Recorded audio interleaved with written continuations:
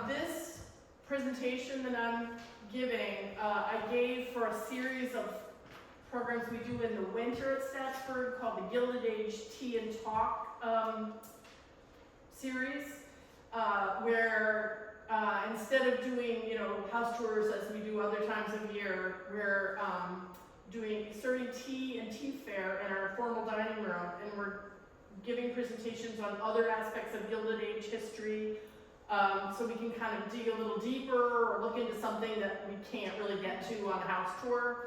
So I did this for that, and I'm thrilled to get more mileage out of it.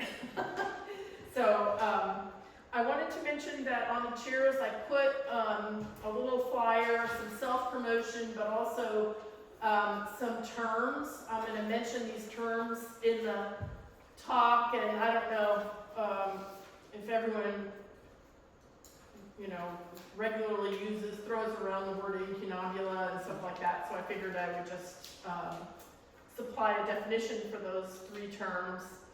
And I also put one little bibliographical reference that might be useful. And I'd like to thank Sandy for inviting me here. Thank you so much for the opportunity. And I'm curious to know who here has visited the Morgan Library? Oh, fantastic. Okay, so you're already sold on its gorgeous, amazing building and collection. Are there any other librarians besides Sandy in the house? Other librarians? No? Okay. Oh, yes. You're a librarian? Okay, fabulous.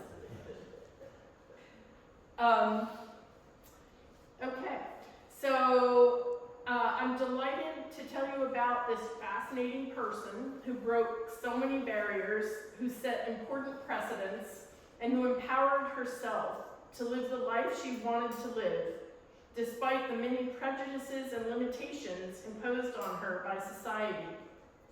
Belle Da Costa Greene is an enigma in many ways, and even those who have studied her at great length remain mystified by some facets of her life. Belle accomplished things personally and professionally from which Black people and women in general were supposed to be excluded. She held a prestigious and powerful professional position, and she enjoyed a flamboyant personal life, which included being a party animal and transgressing the social mores around female sexuality and proper decorum. She befriended people from different social classes and walks of life indiscriminately, and mingled in social milieu that were antithetical to each other, navigating the intricacies of social barriers deftly and often without concern. She established her expertise in matters normally left to white men from world-class educational institutions when she had none of the bona fides of that privileged group. And she operated in a white world where society dictated she did not belong.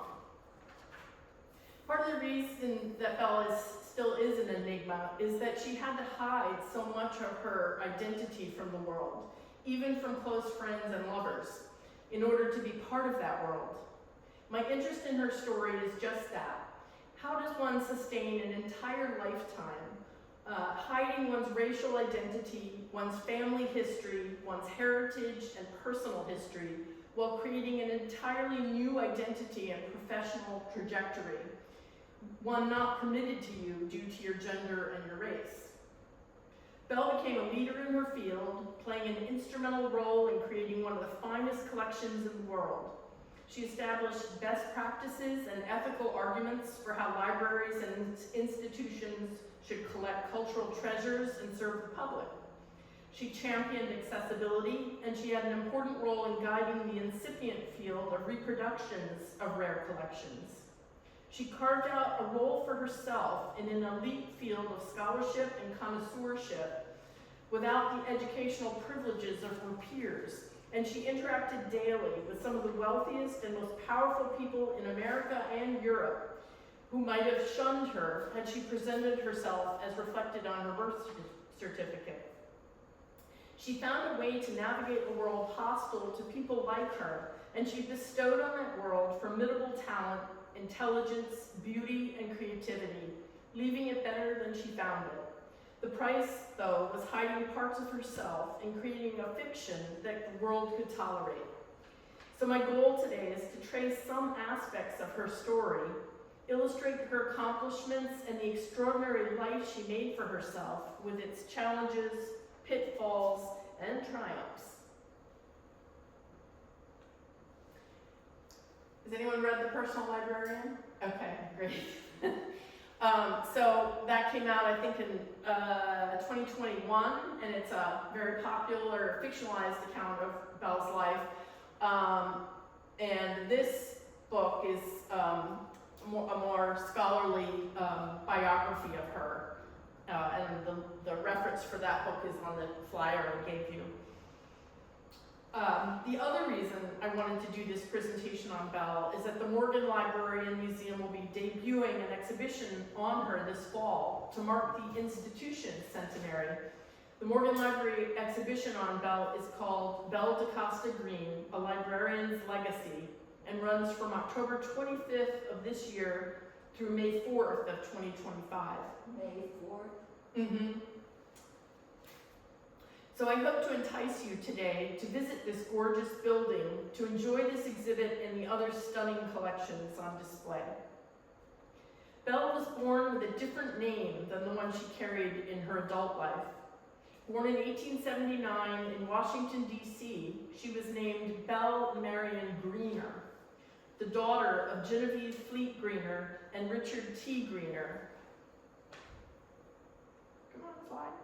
You can send it back, you got disconnected somehow. Say what? There was a thing in the top. Oh, okay, there you go. Okay, there we go. So she was born in 1879, Belle Marion Greener, the daughter of Genevieve Fleet Greener and Richard T. Greener, and was one of their 7 children. There's no known photo of her mother, but I've created a sort of an abbreviated family tree so we could sort of see how this works. Belle's mother, Genevieve, came from the black elite of Washington, D.C., and her parents and grandparents were free people with a long history of residence in the black section of Georgetown. Genevieve was an accomplished pianist and music teacher.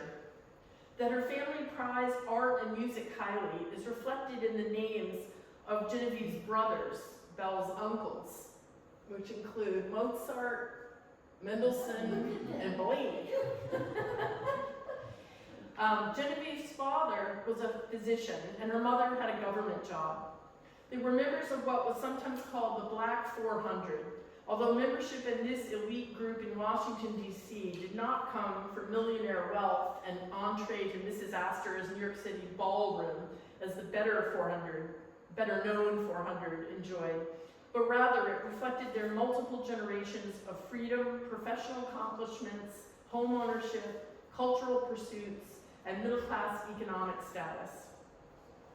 By 1872, around the time they met, Genevieve Fleet and Richard Greener may both have been working in Washington's segregated public school system for black students. Genevieve was a music teacher and then became principal of one of the schools. However they actually met, the two were married by 1874 and immediately moved to South Carolina, where Richard Greener had been offered a professorship at the University of South Carolina. Now, some of you may be startled to hear that a black man would be offered a job as a professor in the Deep South in the 1870s. At this point, we need to explore who Richard T. Greener, Belle's father, was, and why he would willingly bring his new wife from the haven of DC's black elite to the heart of the post-Civil War South.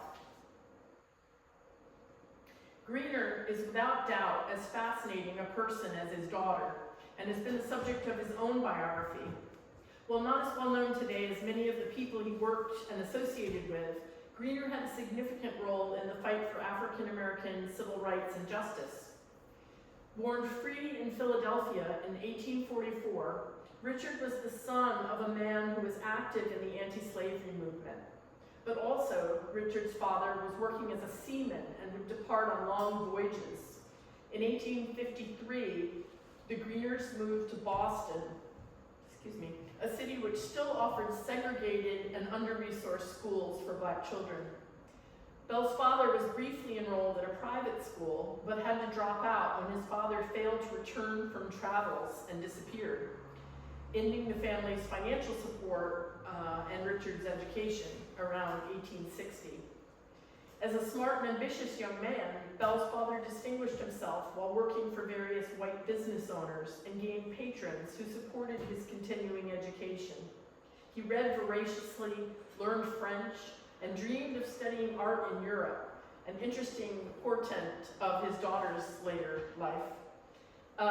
One of these patrons encouraged Greener to apply to Oberlin College and offered to fund his education at the Ohio school, famous for admitting and educating black students. Greener entered Oberlin in the midst of the Civil War. In 1865, he entered Harvard, becoming eventually Harvard's first, at least known, black graduate in 1870. Before graduating, however, Greener also developed working and personal relationships with two of the abolitionist leaders of the day, Frederick Douglass and Massachusetts Senator Charles Sumner. He dove into political and social justice initiatives of his day. He joined a small group of leaders at the White House to entreat President Ulysses S. Grant to help pass a civil rights bill granting all citizens equal access to accommodations, transportation, and other aspects of civil life. And I'm delighted that Ulysses has joined us tonight. In 1873, Richard Greener became the only black faculty member of the University of South Carolina, or USC, in a time of dramatic transformation of the school. For reformers like Greener, Reconstruction transformations imposed on the South by the federal government promised opportunity, and he was willing to uproot from the North to help propel that change. As Southern opposition to Reconstruction progress grew, Greener plunged into additional roles at the university, while also enrolling as a student in the USC Law School. Now separated from their supportive Washington, D.C. family and community, he and Genevieve also faced the birth and then death of their first child. The political compromise of 1877, which secured the presidency for Rutherford B. Hayes in exchange for removing federal troops from South Carolina and Louisiana, effectively ended Reconstruction in these states and the brief attempt at equal educational opportunity for their black citizens. However, before leaving USC, where his salary had been canceled, Greener received his law degree. The Greeners returned to Washington, where Richard became partner in a law firm and dean of the Howard University Law School. What did you say I was doing wrong? Try it again. Then there's like a delay or something. It's like, I'm just going to do this. okay. There we go. Yeah, that's probably yes. In 1881, Greener was the legal counsel for a former student from USC who was court-martialed for an infamous event at the U.S. Military Academy at West Point. Johnson C. Whitaker was one of a handful of black cadets. He was a formerly enslaved man who had studied under Greener at USC. During his first year at West Point, he was regularly ostracized. One day in 1888, failing to report for reveille, he was discovered unconscious, bleeding, and mutilated, tied to his bed and blindfolded. He reported that 3 masked men had broken in and attacked him. West Point officials quickly went on the offensive, claiming that Whitaker had tied himself up and mutilated and beaten himself, offering this accusation in an interview to the New York Times. Oops, I went too far. The event became a national scandal, debated by Congress and prompting action by President Hayes, who sent a legal advisor to guide Whitaker, who faced a school inquiry, which determined that Whitaker had faked his own torture. Due to Richard Greener's advocacy, President Hayes called for a formal court-martial in New York City to try to achieve a fairer hearing However, Whitaker was again found guilty with a recommended penalty of dishonorable discharge, a fine, and a year in a hard labor penitentiary. The by then President Chester Arthur announced he would not approve the findings against Whitaker, but West Point found another way to discharge him. Another important chapter in the career of Belle's father, which offers a tantalizing coincidence with his daughter's later life, is Richard Greener's appointment as secretary to the Grant Monument Association, convened at the death of Ulysses S. Grant in 1885. Greener was the only Black person appointed to the association and was tasked with the fundraising and administration of the project. Other members of the group's committee included John Jacob Astor, Cornelius Vanderbilt II, Hamilton Fish, Joseph Pulitzer, Chester Arthur, and J.P. Morgan, Belle's future employer. The rest of the Greener family had remained in D.C. while Richard took the position in New York, so Genevieve could enjoy the support of her extended family as she raised her now 5 surviving children. At this point, Belle was 9 years old. In 1888, however, they moved to New York City, and the family took a home near today's Columbus Circle, in a neighborhood not known for Black residents. Hired into the presidential campaign of William McKinley and assigned to Chicago, Richard once again left his family. Despite his many connections, professional positions, and published works, Greener found himself almost constantly struggling to support his family. He had a penchant for investing in apparently promising inventions that inevitably lost him a great deal of money, and he was also never able to secure the job that would provide the kind of salary that a white Harvard graduate with a law degree could expect. The pressures of financial strain and Richard's frequent absences seem to have caused irreparable damage to his marriage with Genevieve, and the couple separated, probably in 1896. The records from this period are scant, but a recently discovered letter proves that Genevieve and the children had already changed their surname to Greene by 1896 and were representing as white. In July of 1896, wealthy philanthropist and founder of Teachers College, Grace Hoadley Dodge, wrote a letter to advocate for Belle, requesting her admission to the Northfield Seminary for young ladies. And I'm going to read this letter. It's pretty brief, but it's a very important look into Belle's early life and a real turning point for her. So I'll quote, and the blue is just the part I'm trying to emphasize. I write even in the midst of this busy time to tell you of a girl I much want at Northfield. She is Belle Greene, and her mother has made formal application. The family has a sad history. The mother was a Mount Holyoke graduate, a teacher. She married a man with Spanish, Cuban, and Negro blood, a lawyer who graduated at the top of his class at Harvard. He turned out clever but bad, and after terrible experiences, she left him and has been supporting her 5 children with terrible struggle. Belle is bright, quick to learn, easily influenced, full of fun and energy.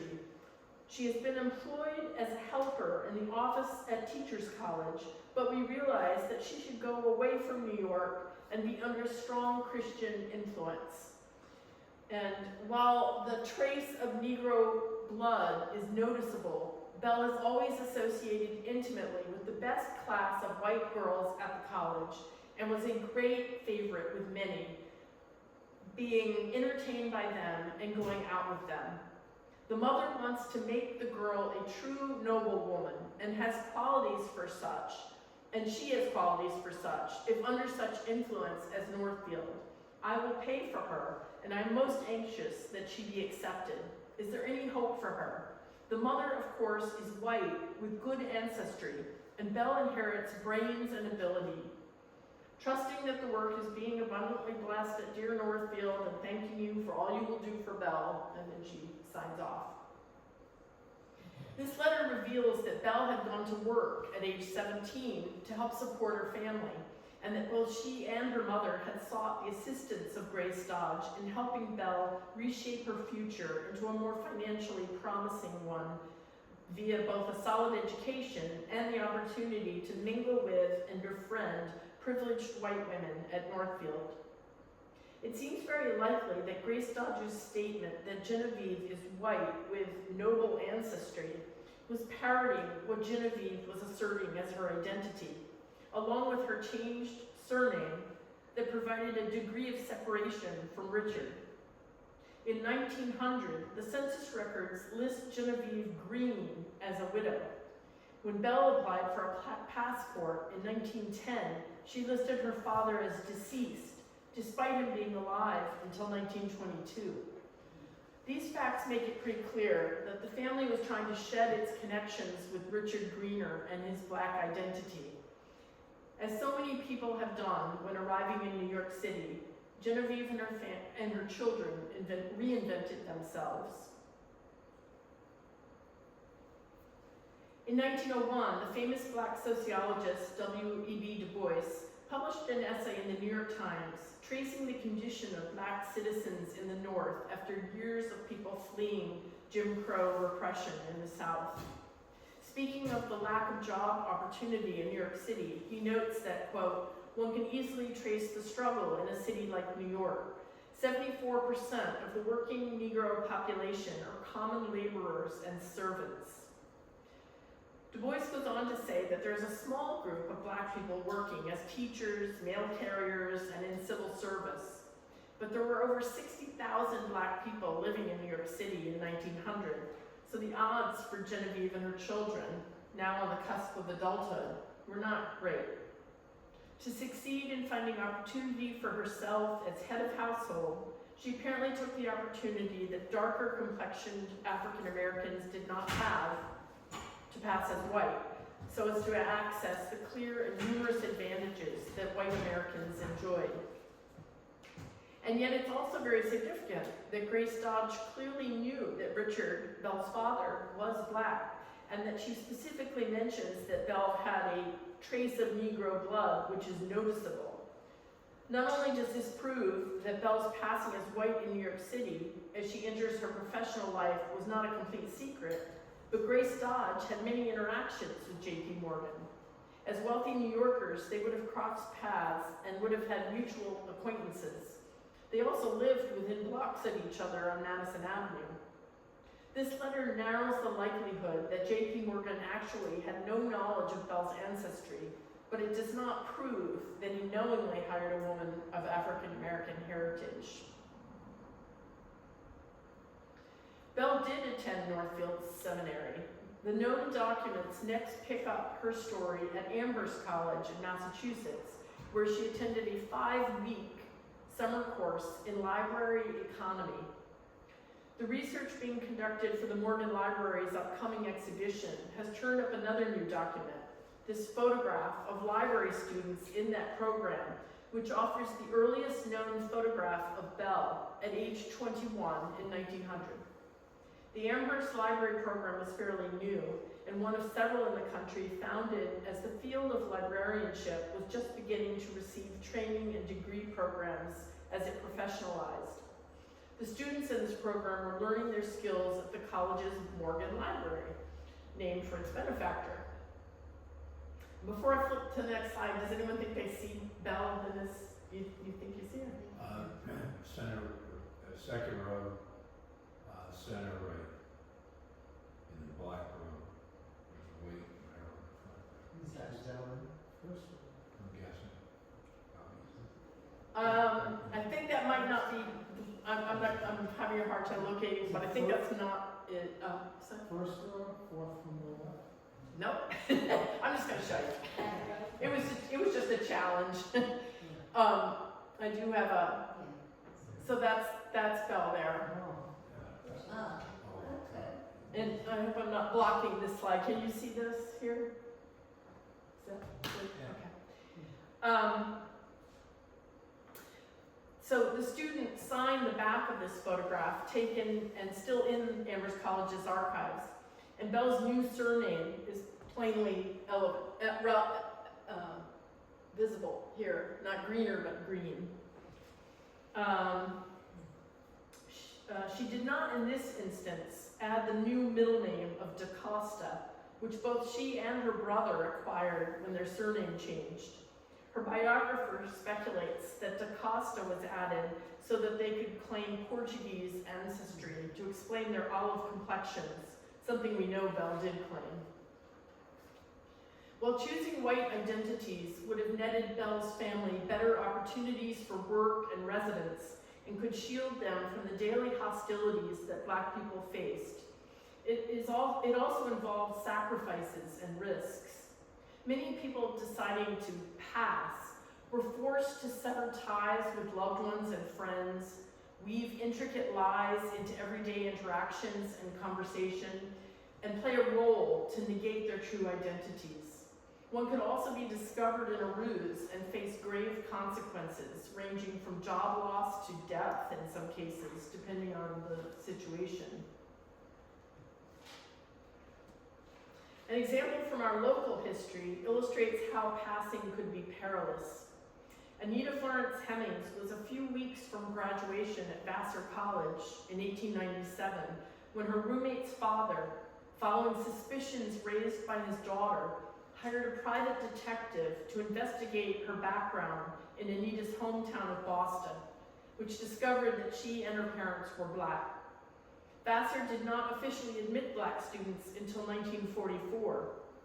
Seeking a superior education, Anita had applied without revealing her race. She flourished academically at Vassar for 4 years, mastering Latin, ancient Greek, and French, singing in the Vassar choir, and she'd been voted class beauty by her peers. Initially, the revelation led to her dismissal from the school, but eventually she was permitted to graduate and receive her diploma.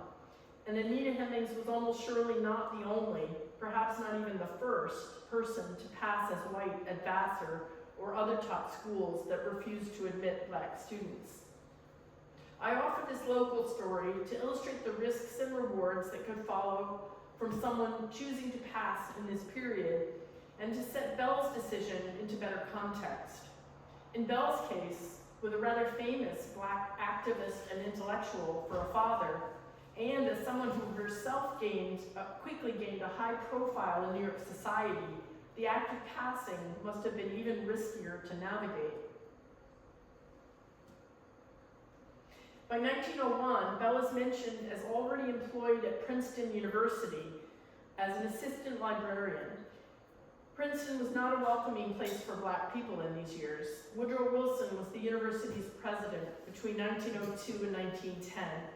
He is, of course, infamous for racist actions in his tenure as president of the country between 1913 and 21, including segregating the federal government and holding a screening of the white supremacist film, The Birth of a Nation, at the White House. Princeton was the only Ivy League school that continued to deny Black students at the turn of the 20th century, and Wilson fully supported this policy, which stood until the mid-1960s.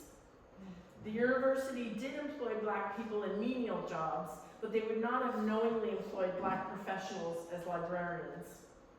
Belle probably began in an entry-level position as a cataloger or clerk, but it's clear that in a very short time, she was in direct contact with rare books and manuscripts and was beginning to tackle the scholarship and technical training essential to the field she was hoping to enter. She later told people that she had gone to work at Princeton in order to be trained by Ernest Cushing Richardson, although no records survive to document that he directly trained her. However, Richardson definitely trained library staff at Princeton with whom Belle directly worked, so it is plausible that she was instructed by him.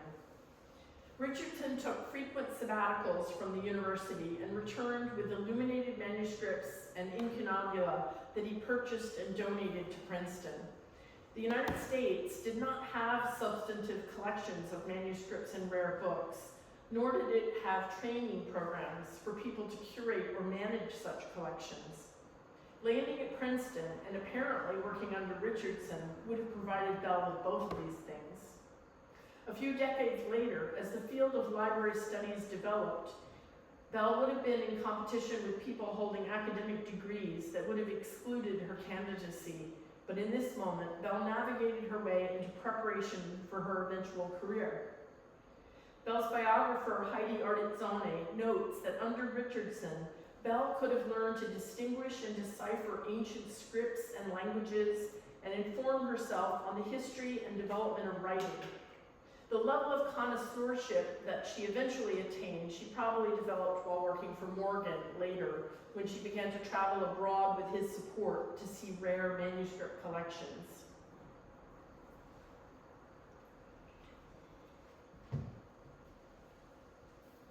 The next serendipitous occurrence was Belle's developing friendship with another Princeton librarian, Junius Morgan II, who was the nephew of J.P. Morgan and a collector of rare books himself. Junius was of course required to play a part in the family business of banking, but he had no love for it, and he was a bibliophile and scholar at heart. In addition to his work at Princeton and his travels to Europe to collect rare books, he was instrumental in assisting his uncle in the earliest formation of his manuscript and rare book collection, and in the design of a new library building to house it. And here is his uncle, J.P. Morgan. J.P. Morgan had dabbled in collecting books beginning in his teens, but did not begin to amass a world-class or even a very serious rare book collection until after his father, Junius Spencer Morgan, died in 1890, leaving him a fortune of $15 million.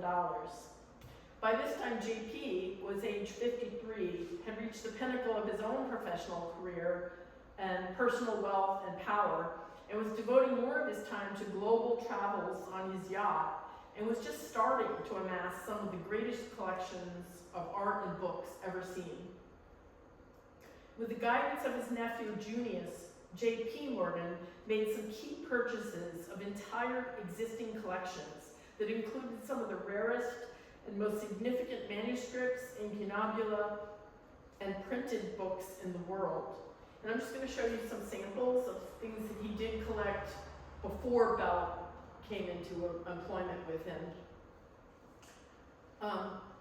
So there are, I believe, 49 Gutenberg Bibles that survive into the 20th century, and only 21 of them are complete. And the Morgan Library holds 3 of those, not all complete, but they hold 1 complete and I think 2 others.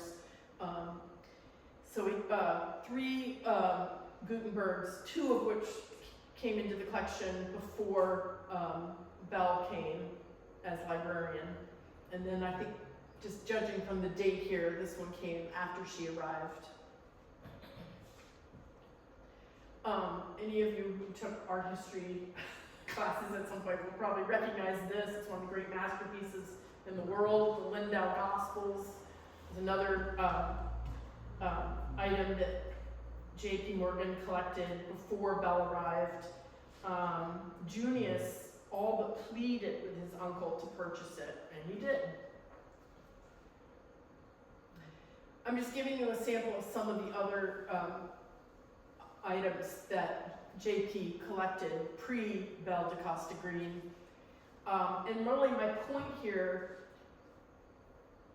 is that, you know, starting that late in life as a collector, J.P. Morgan never could, he wouldn't have had the time to do the kind of connoisseurship and curation of a collection and build it piece by piece. What he did was he bought what they said en bloc. He would buy somebody else's collection, usually a scholar or a fine book collector who had already spent, you know, decades amassing a really solid collection, and he'd just buy the whole collection.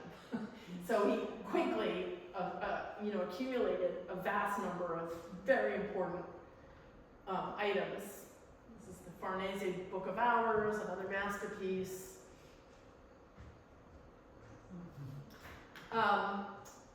After these and other very high-profile purchases, J.P. Morgan was also acquiring an international reputation as a collector of seemingly endless wealth. Of course, Morgan was also buying some of the world's greatest art treasures in these same years.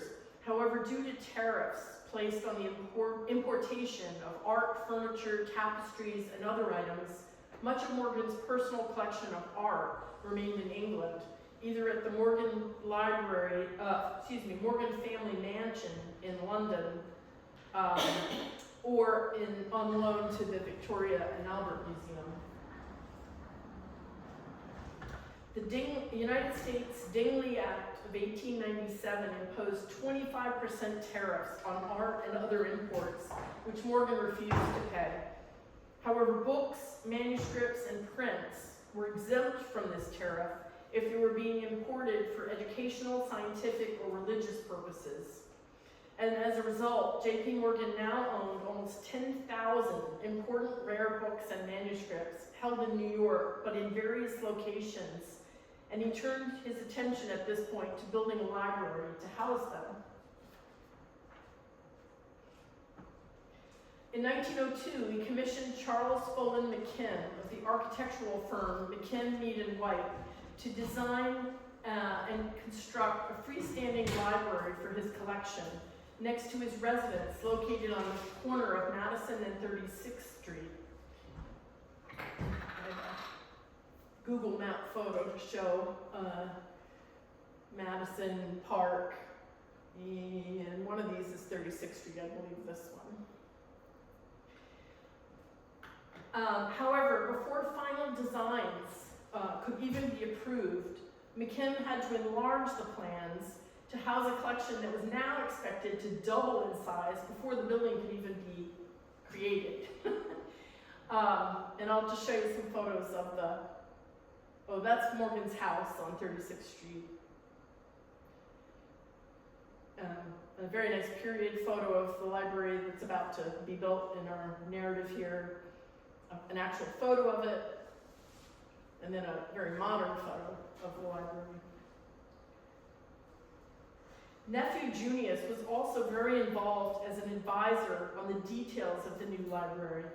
Surviving letters record him recommending optimal shelving for books and weighing in on the requirements for the library's vault, a steel structure, fireproof and theft secure for the collection's rarest and most valuable items. Junius at this point had at least 3 jobs: his banking position, his associate librarianship at Princeton, and his role in advising his uncle and handling most of the actual correspondence and sale paperwork for these fabulous purchases JP was making. It's little wonder that he had interest in locating an assistant to undertake what was becoming an enormous task in administering JP's rapidly growing library. Thus, in 1905, he introduced Belle Da Costa Greene to his uncle in an appointment at the new library, now it's built. And apparently, JP hired Belle on the spot. And so I want to pause and say, this is a young woman, she's 26 years old, she does not have a college degree, she has a 5-week course at Amherst College, and 3 years as an assistant librarian at Princeton. Then she is brought to an interview with this guy. Imagine walking into that guy's office. He's the most wealthiest and most powerful man in the world. I think I have another picture of him. This is the full Steichen portrait and a photo of his library his personal library in the library, if you will. Belle was initially in the role of assistant to Junius, JP's nephew, handling correspondence and shipping paperwork and the like. But in a very short time, she established herself with a role of more importance and agency in the affairs of Morgan's library, which of course was still his private library, with a brand new building and a collection very much still in formation. Oh, here's some more photos of the library. His personal office that you saw in the previous slide. Here it is under construction, and these are more modern views of it. While Junius was still the primary guide for his uncle in determining potential items to collect, Belle must have borne down and worked at a formidable pace to catch up to her employers. Without the benefit of an Ivy League education and only a 5-week summer course at Amherst before her 4 years at Princeton, Belle had a very daunting amount of knowledge and experience to acquire, and she seems to have dived into the deep and begun to swim at top speed. Her biographer describes her first years working for Morgan. Quote, "Over the next 5 years, Belle studied Italian and German and continued French with private tutors. She attended lectures, grilled visiting scholars, and read voraciously. Scholarship on art and manuscripts, collection catalogs, and trade magazines. She also read a dizzying array of classic texts and modern fiction and nonfiction, from Dante to Gertrude Stein to Keats. But it was her work with other librarians, curators, and even dealers who helped her learn the ropes." And now I just threw in some slides of the interior of that amazing building, which those of you who've been there know it's pretty amazing.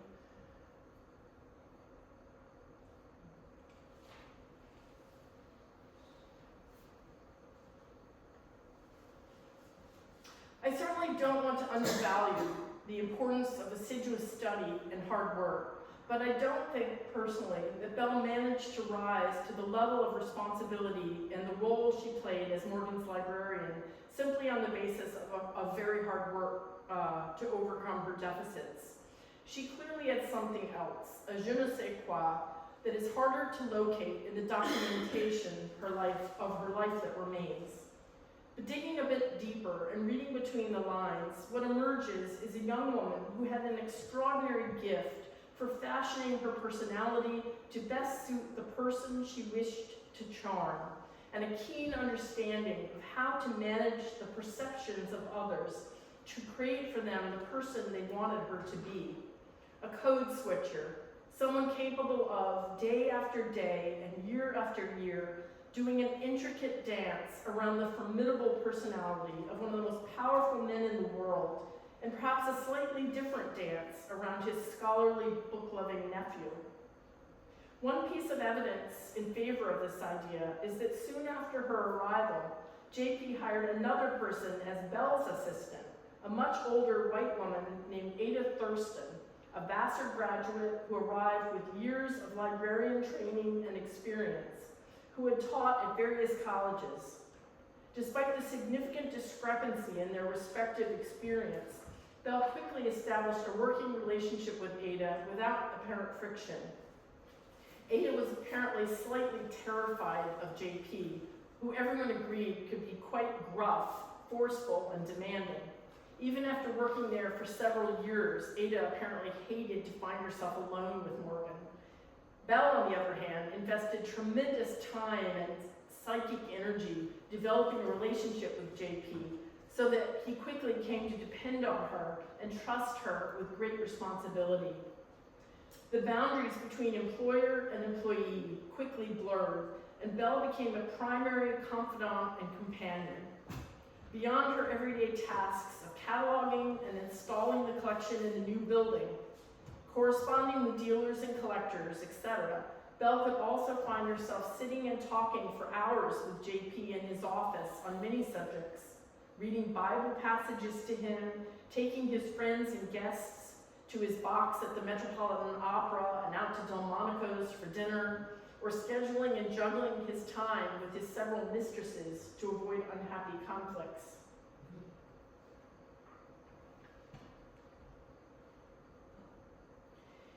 During the infamous panic of 1907, when Morgan saved the country from imminent financial collapse by literally gathering the financial power brokers of New York City in his new library, locking them in and refusing to release them until they came to a solution for averting the impending financial disaster, it was Belle at his side all night, bouncing from JP's private office to the cabal occurring in the building's other wing.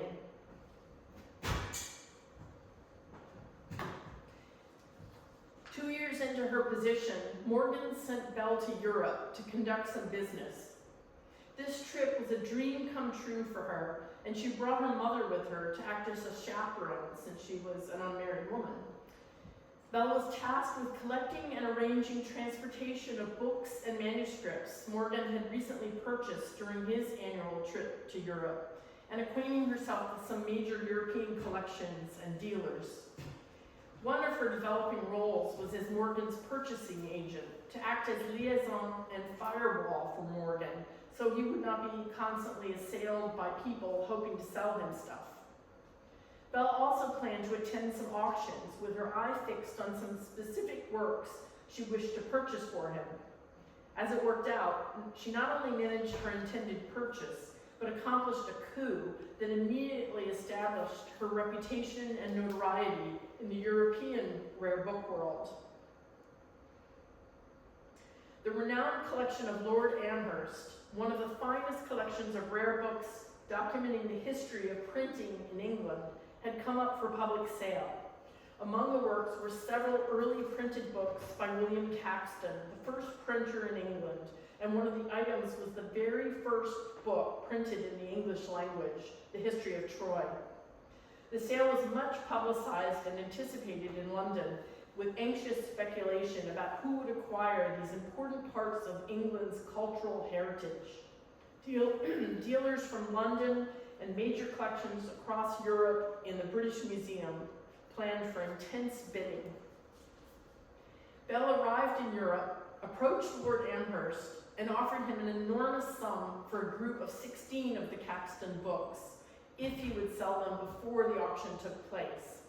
She also intimated that should he not accept her offer, she, as Morgan's representative, would not attend the auction, which would then lower the bidding war by taking Morgan's limitless pockets out of play. The night before the auction, Amherst accepted her offer and she swept the competition. Even without the name of the buyer announced, the book world of Europe quickly learned of her coup, which instantly established her reputation as a formidable competitor. It was Morgan's endless wealth that powered her offers, but it was equally her charm and cunning that made this and future key acquisitions possible. Strangely, Belle's coup did not make an immediate splash in the American press or book world, but retrospectively it made an enormous impression, combined with a second coup, obtaining another Caxton book, an English language printing of Sir Mallory's Le Mort d'Auteur from the Hoe sale in New York in 1911. The collection of Robert Hoe was very large and filled with important items, and took 40 sessions of auction over 7 months. On the day of this sale, Hoe's Gutenberg Bible sold for $50,000, making front page news.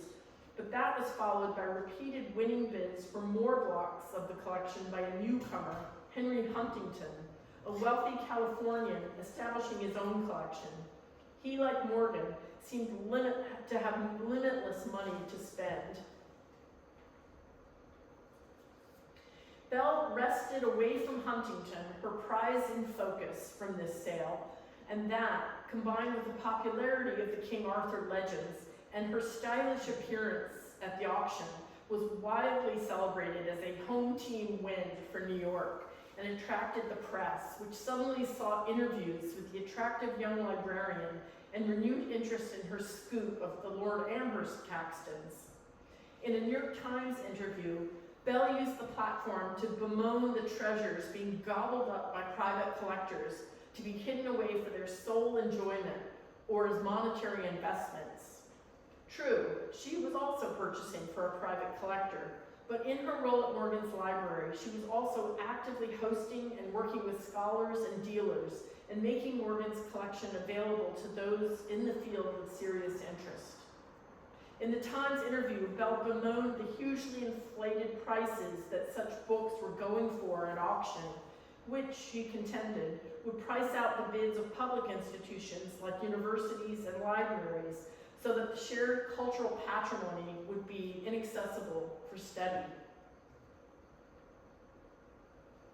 The press lauded Belle as a stylish heroine, both beautiful and expert in her field, focusing in particular on how she upended the stereotype of a librarian, sorry, and describing her fashionable wardrobe. Her defense of maintaining rare books and manuscripts for public access drew much praise and attention, which led to a fascination and press focus on her, something she deplored. Oops, sorry. Her mystique was growing as her star rose, and she was asked to sit for many portraits, paintings, drawings, and sculptures. And I'm showing you a couple of those. 3 years into her tenure as Morgan's librarian in 1908, Belle met the great love of her life, art connoisseur and scholar Bernard Berenson. She called him BB, so you'll hear me call him that. I'm referring to this guy.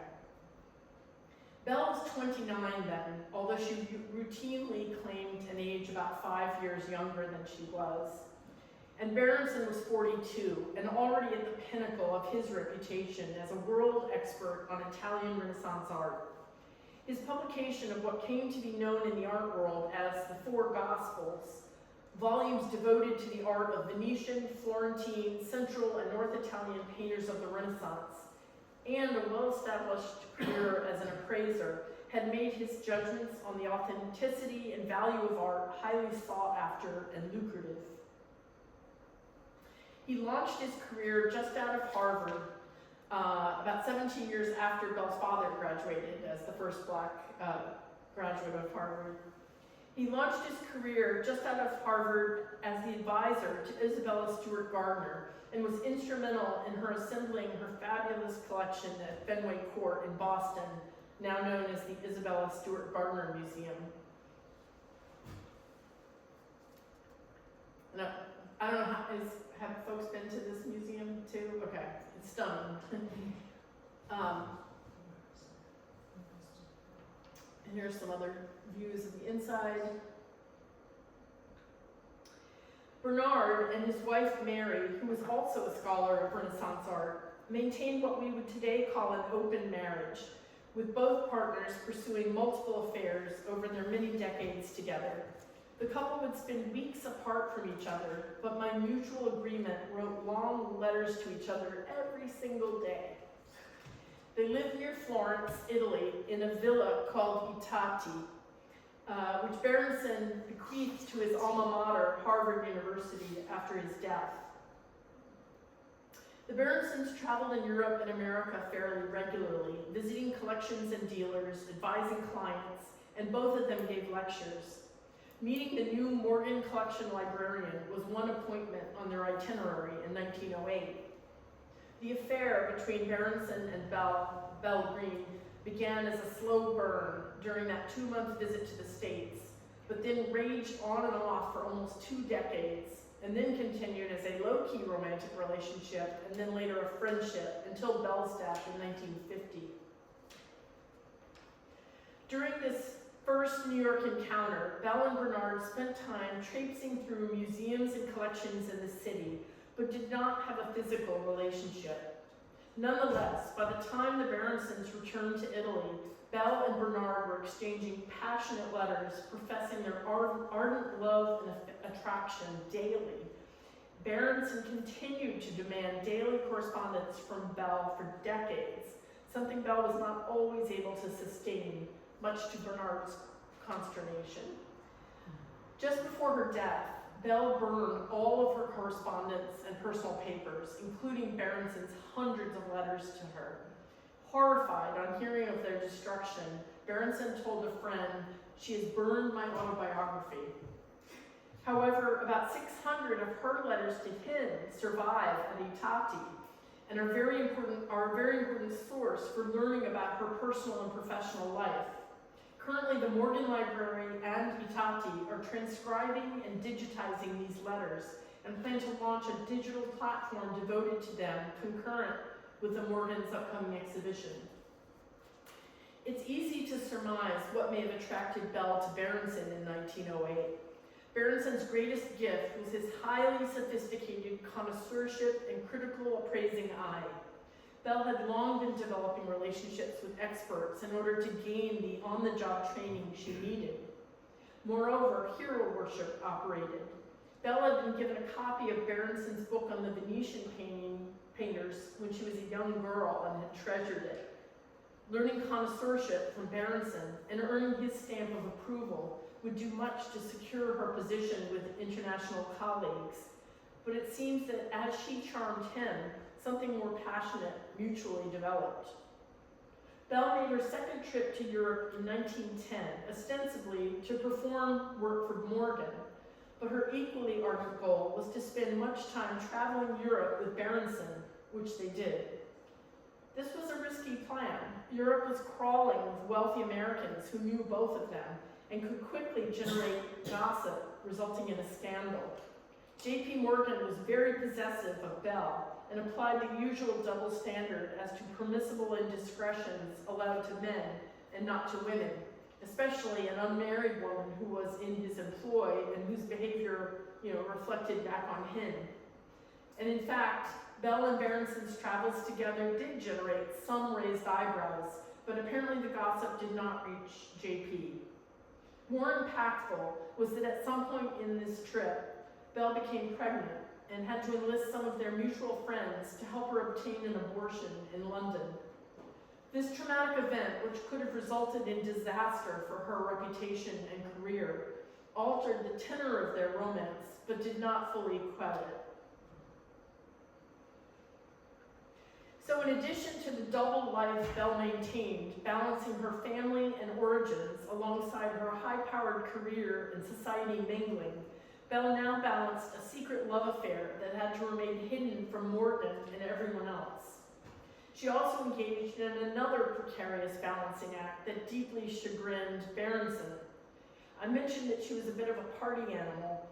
As she dove into her life back in New York as a seemingly unattached and certainly unmarried woman, in a time that barely tolerated either status for women older than 24, Belle explored other interests and lifestyles that would have scandalized both her beloved Bibi and Morgan.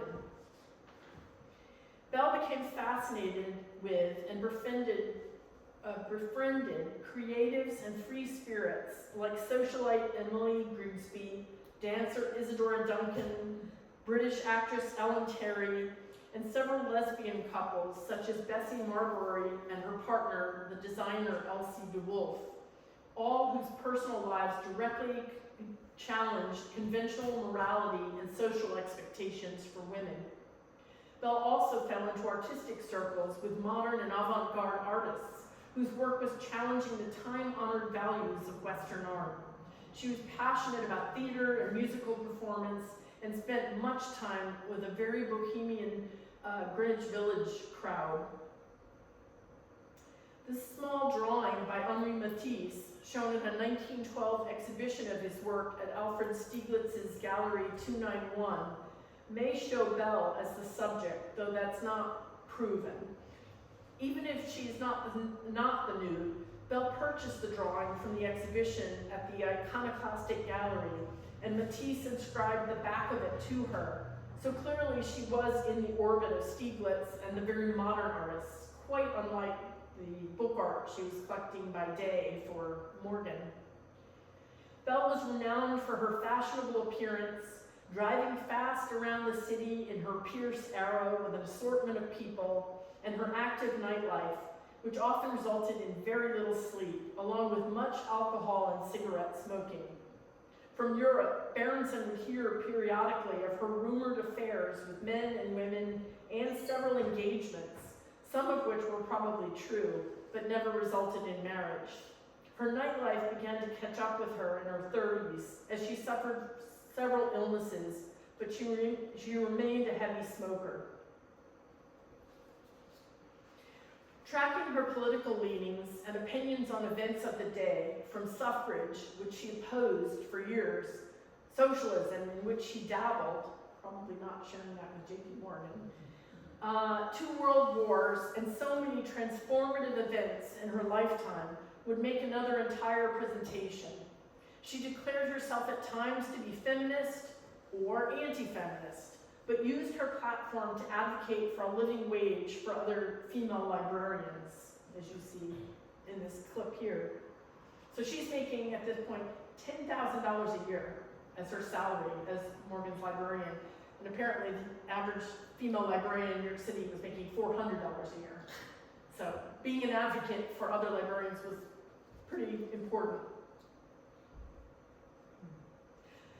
Another fascinating project Belle took over for Morgan was the years-long photographic documentation of Native American people conducted by Edward Curtis. In 1906, Curtis convinced J.P. Morgan to finance his expeditions to document the disappearing cultures and communities of all of the North American Indian tribes across the country. Morgan agreed to fund his project with $75,000 over a 5-year period. The project was far more gargantuan than either Curtis or Morgan had imagined, and by the time Morgan died in 1913, Curtis was far from realizing its full scope. Morgan's son, Jack, provided some limited funding after his father's death, but ultimately it was not enough to sustain the project, and Curtis was forced to abandon it.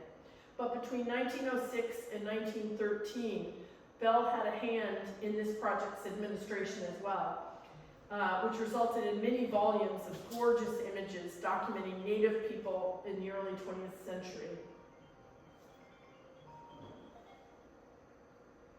Come on. Oh, there we go.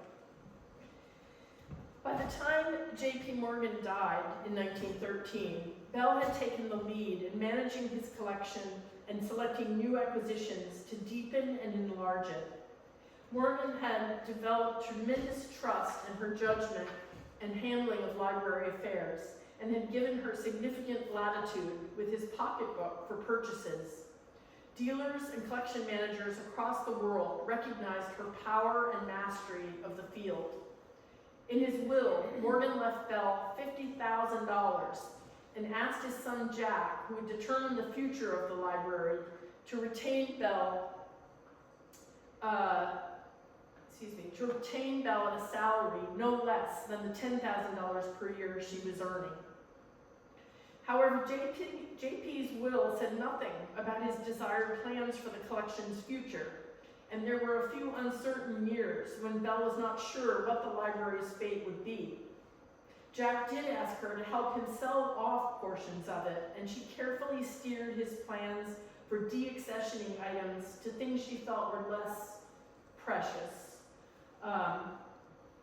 But Belle also turned her powerful charm on Jack and developed a strong relationship with him over time, and was certainly instrumental in transforming his relationship to the library, to the point where he renewed collecting and continued to support the library's many projects, including the very lengthy project of assembling the Hamuli Coptic manuscripts that Belle had purchased in 1911, which had been discovered by farmers digging in the Fayoum district of Egypt, and then had been taken apart and sold, sometimes page by page, so they were just scattered to the winds.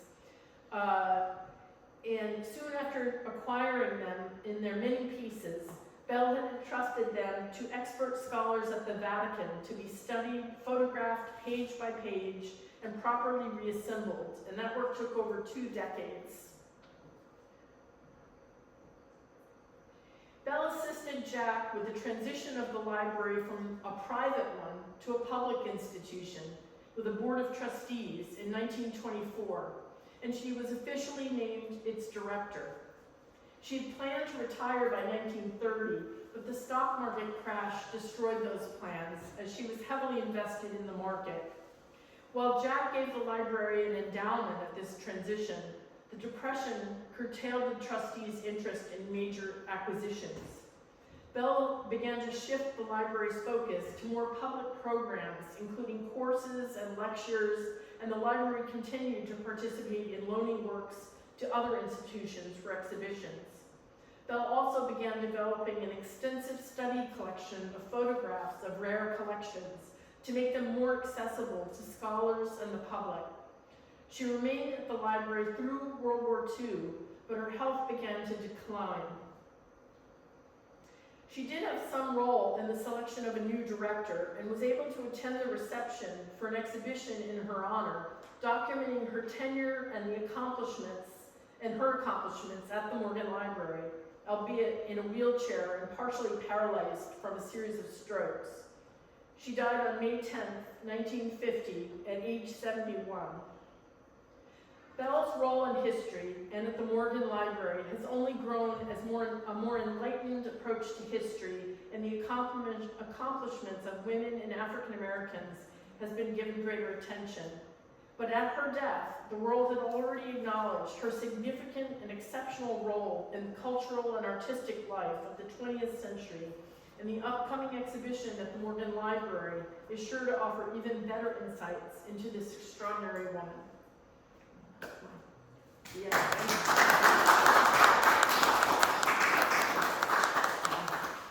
So I'm happy to answer any questions that came up for you, if you have any, or we can all go enjoy the beautiful weather. Hi, I was curious, is there any information show that Belle remained in contact with her mother and siblings during her years at the Morgan Library? Yes, in fact, gosh, now that you mentioned, I didn't cover that. She really supported her mother and several of her siblings most of her life. And that's what's another thing that's so poignant. Here's this woman having to kind of live this lie to be in a white society, when her parents are, she's supporting her family nearby. And there's some evidence that she may have reconnected with her father as well. It's not clear, but she made a trip to Chicago at a point when he had returned. I mentioned that he was in the McKinley administration. After McKinley becomes president, he appointed Richard Greener to not an ambassadorship. There had a slightly different title, but it was sort of an ambassadorship in Vladivostok, Russia, of all places. He goes there for a few years. He actually ends up marrying somebody else, having a child. But then he eventually comes back and lives in Chicago with relatives. And at one point, she goes to Chicago. She's very tight-lipped about what she's doing, but it has to do with the family. So some people think she went to reconnect with him. So she did maintain ties with her family. And in fact, one of her siblings had a child she ended up essentially raising, and he went into World War I, and I believe it was World War I, and was killed, and it just broke her heart. So yes, a lot of close ties still. How did she get a passport? Did she have to, wouldn't you show a birth certificate?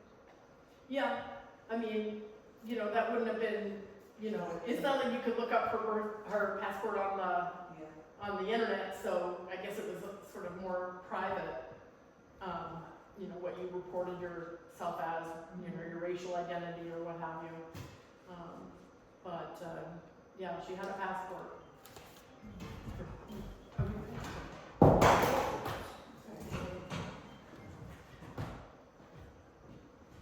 Any other questions? If not, I thank you so much for sitting through the whole thing, and I appreciate you being here. Thank you so much.